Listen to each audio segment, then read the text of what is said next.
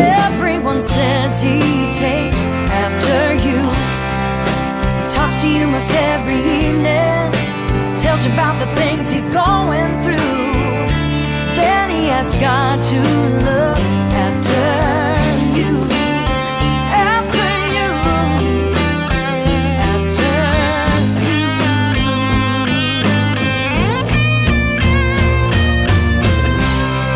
How I hated that you went before me, made me find the will to make it through. How does my heart still beat after you? Well, hello, YouTube and RV fans.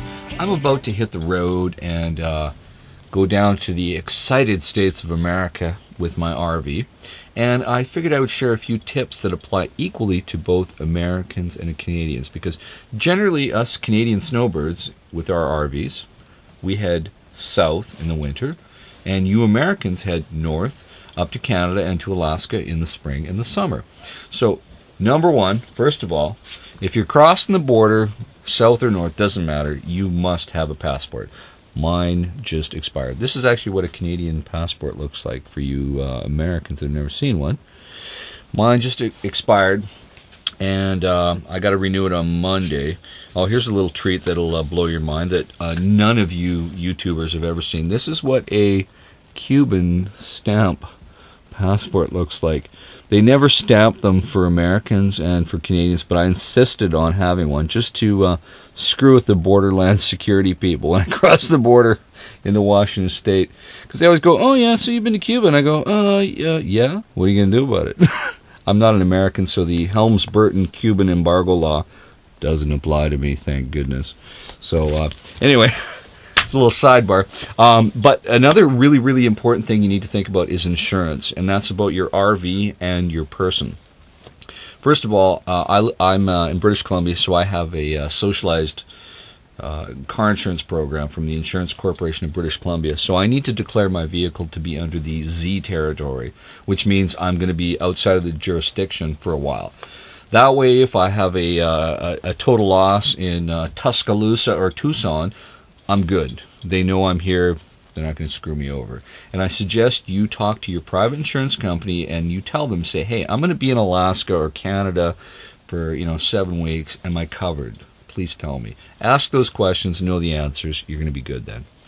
The other part of the insurance equation that people don't realize is travel insurance. Now, most of us Canadians know we're going to be bankrupt if we even have a hiccup in Palm Desert, because the medical costs in the U.S. are crazy because it's not socialized. So I always carry a large, $5 million travel insurance plan. It's quite cheap for us Canadians because it only covers emergency stuff, and they generally, hire a Learjet to fly us home in the event we get sick because the billing is crazy. So it's cheaper to hire a doctor and a Learjet to repatriate us, as they call it.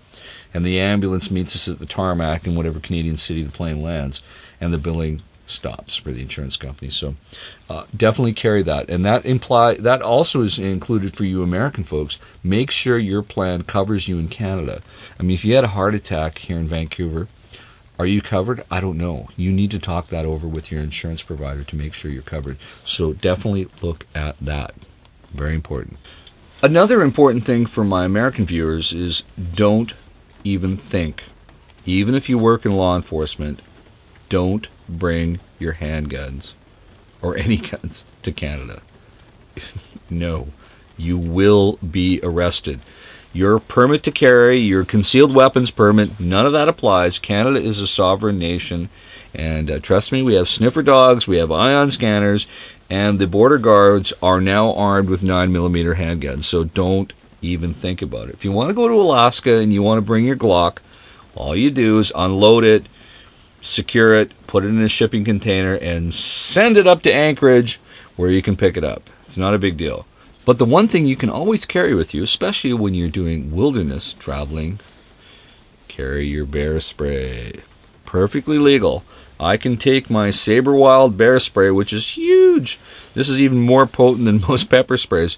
I can cross the border and, of course, declare it, especially when you're coming into Canada, and you say, hey, border guard dude, I've got a huge canister of bear spray. Make sure you don't fail to declare it, and make sure it's really bear spray, not some sort of fancy chemical spray that you got that is not legal in Canada, but bear spray, perfectly good.